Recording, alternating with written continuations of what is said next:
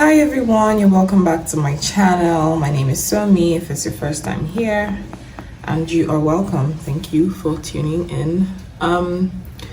So I might look a bit ashy. That's because I have primer on my face.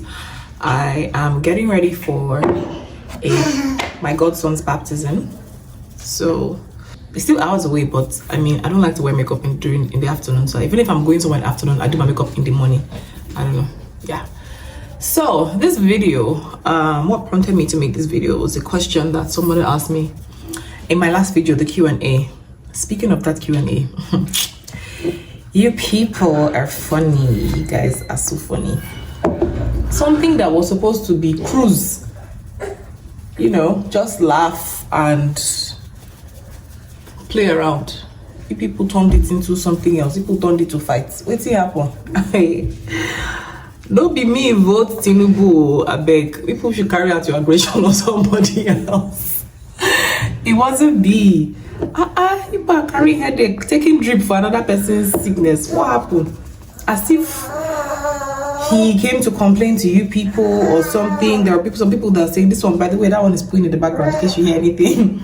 But some people that are saying, hey, you have in-laws on here, this, that, this one, that one. What's it? How are you people even sure that he is not even the one that said, nah, see this caption? In the matter like Asher, or you have it in the YouTuber. What if that was the case? You don't know. I said it before, anybody that is mad, upset, or just feeling some type of way about it is because you got there and you did not get what you expected. That's the only logical explanation. Because why are you mad? Like this, I'm not the first YouTuber in the world that has done that. I was being sarcastic because of all the questions I was being asked, and people are saying, oh, you've showed your life, and so does that mean that you should be asking me rubbish?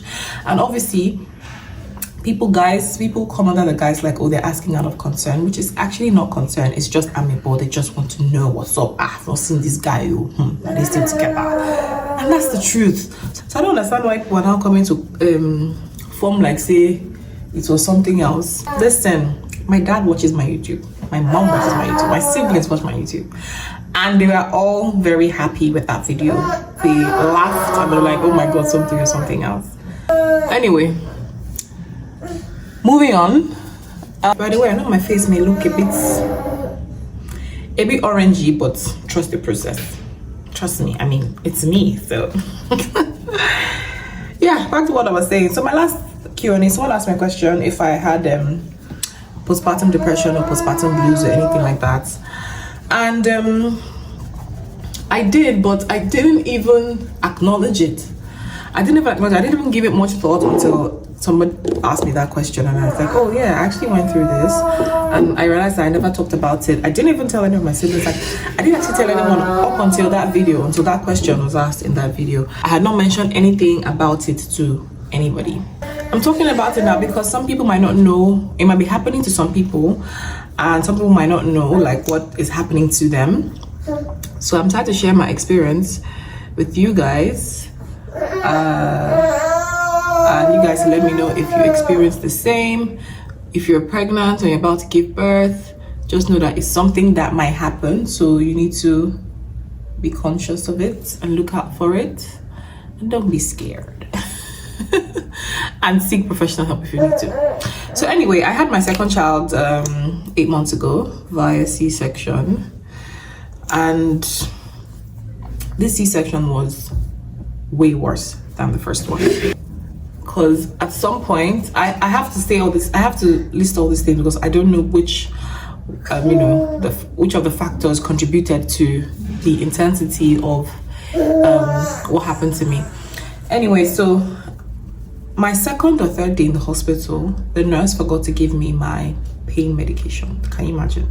You've had a major surgery and there's no pain medication. I almost ran mad. But I was in a lot of pain every day. The pain meds didn't really do much for me. My first C-section, oh my God, once they give me my injection, and they didn't even give me tabs, it was all intramuscular injections. And once they give it to me, it's like I'm on cloud 9. I didn't feel a thing, even when I left the hospital. Like from the hospital, I went straight to next to start shopping. So I didn't really feel a thing. So I don't know. I didn't feel that bad. So I don't know if pain and the way you're feeling adds up to it, but I don't know. I'm just letting you guys know what I went through. So I was in a lot of pain every day, and I stayed in the hospital for like 5 days because she had what's it called? What's that thing? Jaundice. Or they were trying to prevent her from having jaundice. And she had to stay under the light for like a full 24 hours. So I had to stay an extra day and stuff. Anyway, so I was in a lot of pain, and I really did not feel connected to my child. Like every time I held her, it was like, first of all, I didn't even feel like holding her. I had no intention. I didn't feel like holding her. And every time I held her, it felt like a chore. It's like, who are you? And why am I holding you? I think the consolation for me then was that she was very cute. She was so cute. Like, oh, okay, I can't believe your mind. But yeah. I didn't feel so bad in the hospital though. I just wanted to get out of the hospital. And then when I got home, I was so happy. My mom-in-law was with me, and he was taking care of baby. Like, if she's doing a move for you, you wouldn't even know like you gave birth, because she will do everything the whole night, all night, staying awake all night. She will do it. She will do it for you so you can rest and stuff. What's it happen? Are you going out your intestine? So I had my space, and all that time I never like missed her and wanted to see her. Like there was no connection really. And then after a few days that we got back, I started having these creepy thoughts where almost every time I close my eyes or I think of her, what I feel like doing is dropping her down the stairs. It's crazy. It's so crazy, I know, but I had previously I've watched like a million and one documentaries about things like that. So I wasn't scared, but it's actually crazy and a bit scary. Like, how can you just be thinking of harming your child? So yeah, I know in other countries, like, because my sister had and see,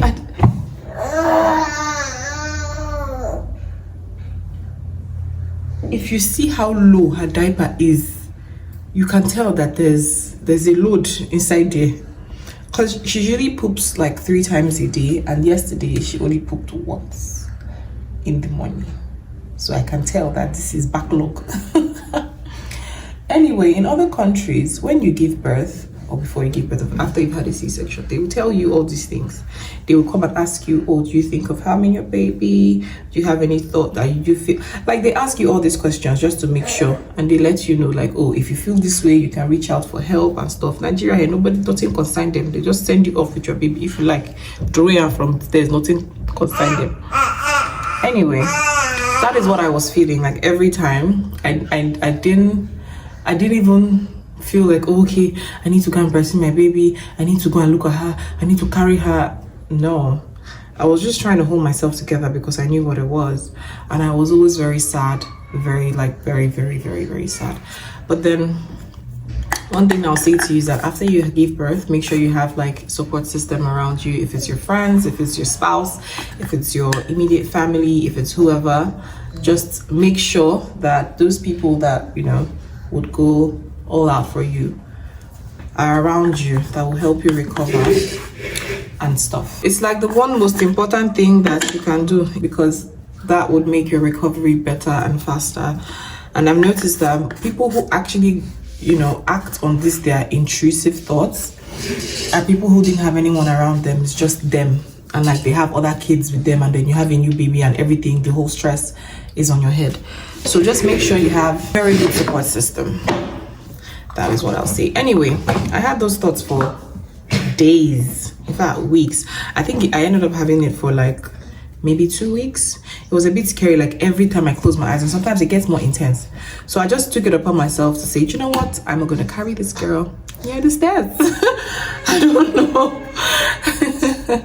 That I'll never carry her there. So it was usually just, in fact, my mom-in-law used to be the one to bring her to my room, like, okay, you can breastfeed now, or okay, hold her, let me do something, that kind of thing. But to me, just like, okay, carry her and go somewhere. I never did. I never did.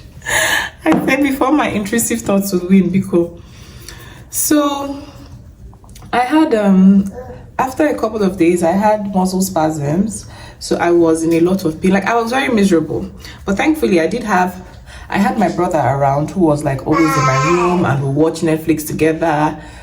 And like anything I wanted, I'll just tell him, he'll go and get it for me and stuff. So that helped. That helped a lot. My mom used to call me all the time. My sisters will call me and stuff. So it helped, but I didn't feel good. I didn't feel good at all. I just felt like, oh, what's this misery and all this pain? But like I said, I already knew previously that these kinds of feelings, these kind of thoughts were normal to have afterwards. And then, like, I knew that at some point, if nothing could make me happy or smile during the day, then maybe that is when I would need to seek professional help. But the day when I'm with my brother, I am gisting with him, or we are watching something, or I'm watching My Good Doctor and something, I feel okay. So I feel like, okay, maybe it's not that bad yet. So I'm fine. I'm fine. And it's the reason I didn't even air it out to anybody. I didn't let anybody know. Like, if you ask anyone now, nobody knew, like, I was going through that. I didn't even feel good about breastfeeding or anything. It left to me, I wouldn't have even done it at all. That is how I felt, honestly. So I'm just here to tell you that if you feel like that, if you feel that way, it's termed normal, I guess, but you should seek professional help. You should seek professional help, because that's what happened to people. We hear on the news like, this person did this to her child. God forbid, that will never be our portion, but that's how it starts. That's how it starts. You start having intrusive thoughts, and I had lots of them. Like, it's crazy. Every second of the day, like over 100 times a day, that thought will cross my mind. Then it went from down the stairs to like over the balcony. It's funny now, but it's not funny. But that's what I went through. So just know that it's a possibility that will happen. You're not a bad person. You're not evil for thinking like that. It's not your fault. It's something that you can't control. At that point, you're just going through a lot. Like, your body literally just went through hell and back. In fact, it's still in hell. It has not even come back yet. After, I think, 2 weeks, I started feeling better. But those thoughts were still there. Like, I was still trying to come to terms with the fact that I have another child, or that this child is my own. Because when I look at her then, it didn't feel like, oh, she was mine. It just felt like a baby that was in my house. But after like a few weeks, I think just before my mom-in-law left, I started to feel better. God, it was crazy times. But I just kept telling myself that it was going to pass and I'll feel better after a while. And I've been there, done that. During Kamara's time, I didn't really feel like, I didn't feel bad like this, but I didn't feel that connection for like maybe 2-3 weeks. I just didn't even want anything to do with,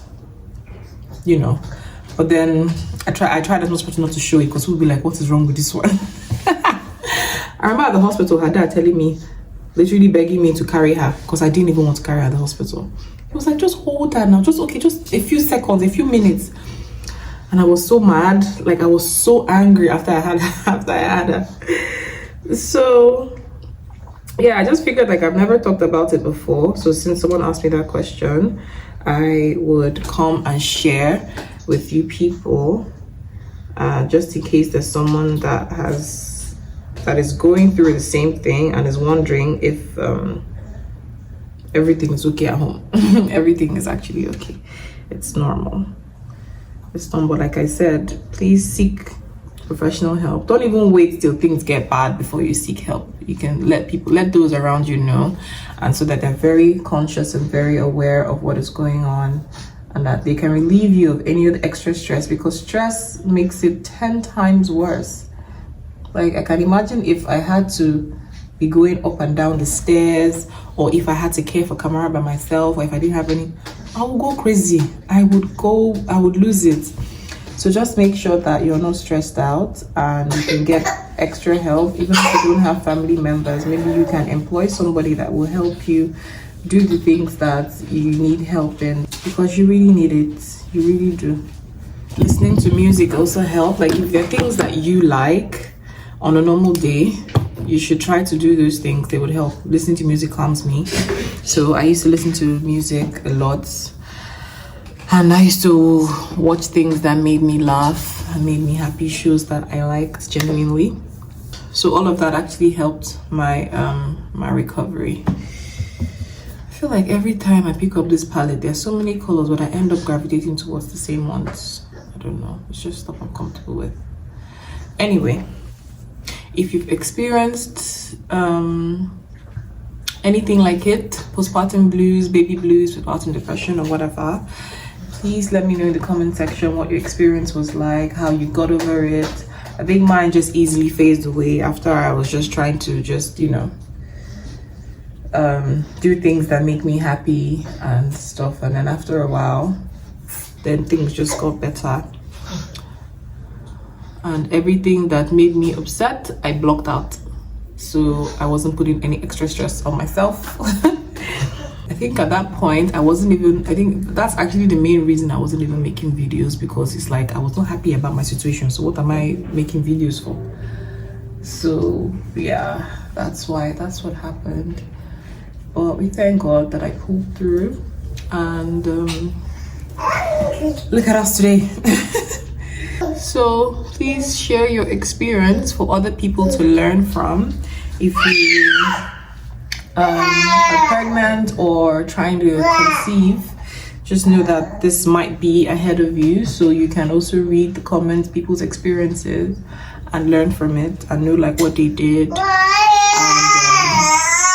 people that can actually help in situations like this.